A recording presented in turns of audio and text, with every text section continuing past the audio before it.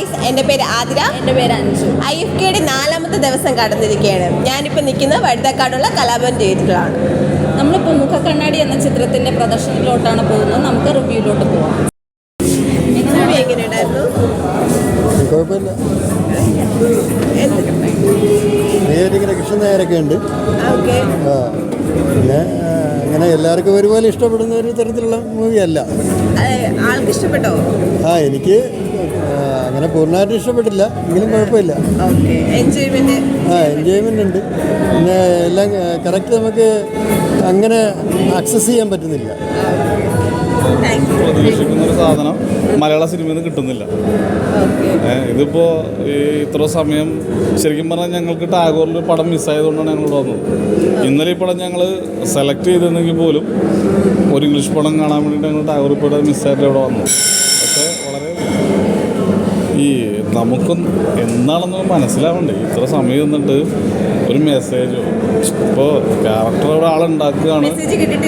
അതായത് ഇപ്പോൾ ക്യാരക്ടറുകൾ ഒരാൾ നമ്മൾ ക്രിയേറ്റ് ചെയ്യുന്നതാണ് ക്യാരക്ടർ, പക്ഷെ എടുത്തു വെച്ചേക്കുന്നത് വളരെ മോശം. ഞങ്ങൾ ഇന്നിവിടെ വന്നോളൂ. ഞങ്ങൾ എറണാകുളത്തുള്ള ആൾക്കാരാണ്.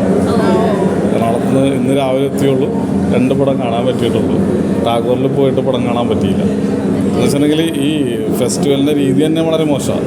10-13,000 പാസ് കൊടുത്ത് ഇഷ്യൂ ചെയ്തിട്ടുണ്ട്. വരുന്ന പകുതിയിൽ കൂടുതൽ ആളുകൾക്ക്, പകുതിയിലല്ല 90% ആളുകൾക്ക് പടം കാണാൻ പറ്റുന്നില്ല.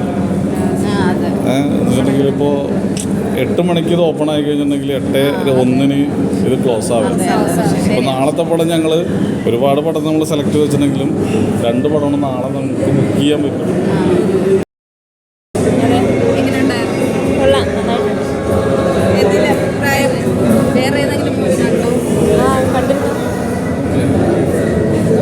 ആദ്യം കണ്ടായിരുന്നു, ആദ്യത്തെ സിനിമ. പിന്നെ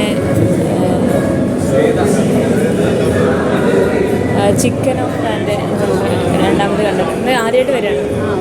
2 ദിവസം കഴിഞ്ഞിട്ടാണ് വന്നത്. മൂവിനെ കുറിച്ച് എനിക്ക് കൂടുതലൊന്നും പറയാനില്ല.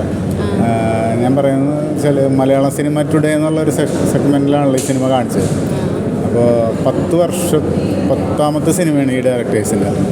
അപ്പോൾ അവരുടെ സിനിമകളെ പറ്റി തന്നെയുള്ള സിനിമയെ കാണിക്കാൻ ഇത്തരം ഒരു വേദി തിരഞ്ഞെടുക്കരുത്. കാരണം സിനിമ ചെയ്യുന്ന ഒരുപാട് ചെറുപ്പക്കാരുണ്ട്. ഞാൻ ചെറിയൊരു സിനിമ ചെയ്ത ആളാണ്.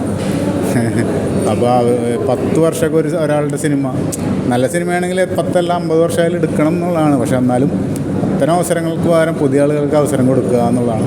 ഇപ്പോൾ ഈ മലയാള സിനിമയുടെ ഇടയിൽ 6 പേർക്ക് അവസരമുണ്ട്, പുതുമുഖങ്ങൾക്ക്. എന്നാലും ഈ 10ാമത്തെ വർഷമൊക്കെ സിനിമ എടുക്കുന്ന ആളുകളെയൊക്കെ പതുക്കെയൊക്കെ വേറെ ഏതെങ്കിലും സെഗ്മെൻറ്റിൽ മാറ്റിയിട്ട് മലയാള സിനിമയുടെ ഇടയിൽ പുതിയ ആളുകളെ തന്നെ കൂടുതൽ ഉൾപ്പെടുത്തുക എന്നുള്ളതാണ് എൻ്റെ ഒരു അഭിപ്രായം. എല്ലാം കേട്ടല്ലോ.